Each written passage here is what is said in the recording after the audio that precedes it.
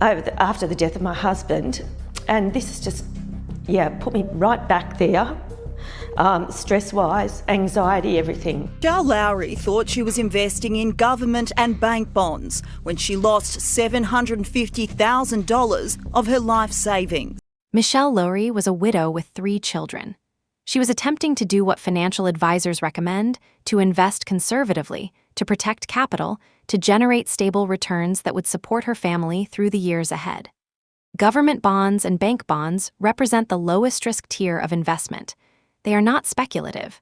They are not aggressive. They are what prudent people choose when preservation matters more than growth. She was trying to sort her life out. The phrase carries weight. After the death of a spouse, the surviving partner inherits not just grief but responsibility, the obligation to continue providing, to maintain stability, to ensure that children do not experience the financial consequences of loss on top of the emotional ones. The $750,000 she invested represented security. It was meant to rebuild what death had destabilized. She did not proceed carelessly. She checked that EQR Securities was a registered company with ASIC, the Australian Securities and Investments Commission, the regulatory body that licenses financial services providers. The company had an Australian Financial Services License number. These are the verification steps that authorities recommend. She followed the protocol. She gave the information to her accountant. A second set of professional eyes reviewed the documentation. The legitimacy appeared confirmed. 2 layers of verification, regulatory database, and professional consultation, both returned results that suggested the investment was authentic. In December, she went to her local bank and transferred her money via teller to the account provided. This was not an impulsive online transaction completed in haste.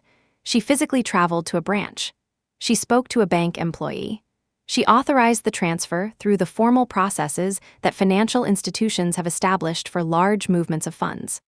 She received confirmation that EQR Securities had received the funds. She could log into a portal and view her receipts. The infrastructure of legitimacy was complete: a registered company, a license number, an accountant's verification, a bank transfer, a confirmation email, an online portal with documentation. Every element aligned with how authentic investments actually function.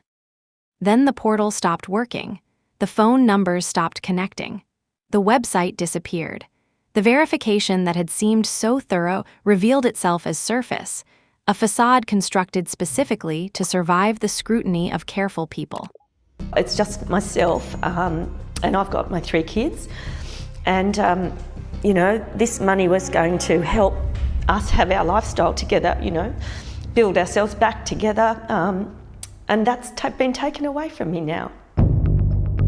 Michelle was looking online for term deposits when she came across a website for EQR Securities.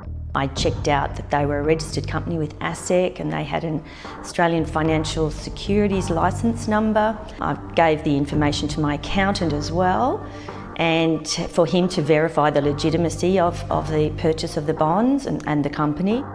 So in December last year, she went to her local bank and tally transferred her money to an account provided. The name Will Hughes appears across multiple cases: a British accent, a reassuring manner. The same persona deployed against different victims in different months, extracting different sums. This is not coincidence. It is infrastructure, a character maintained across operations, a voice that has been trained or scripted to deliver the specific cadences that build confidence. Jody Bridges lost $500,000. Michelle Lowry lost $750,000. Both dealt with Will Hughes. Both received the same assurances. Both experienced the same disappearance: phone numbers that stopped working, websites that vanished, portals that locked. The pattern is industrial. The scam is not improvised for each victim. It is manufactured and repeated. Siraj Kalipsi encountered a different website, Savings Connection, but the architecture was identical. A fake bond comparison platform. A call from someone claiming to represent NAB, one of Australia's major banks.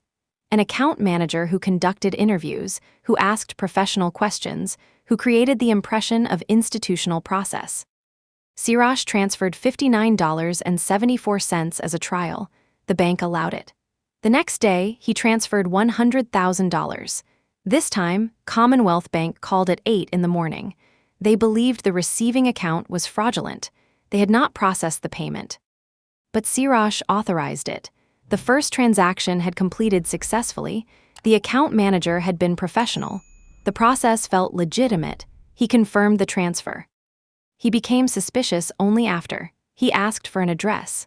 The caller said George Street, Sydney's main commercial corridor, a plausible location for a bank office. Siraj said he would like to meet. The caller promised to email the address. Half an hour passed. No email arrived.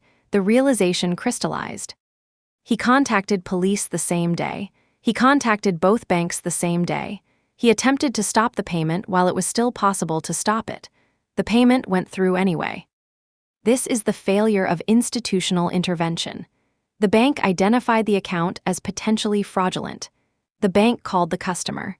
The customer, not yet understanding what was happening, confirmed the transaction. And the system processed it, because the system processes what is authorized, regardless of whether the authorization was given under false pretenses.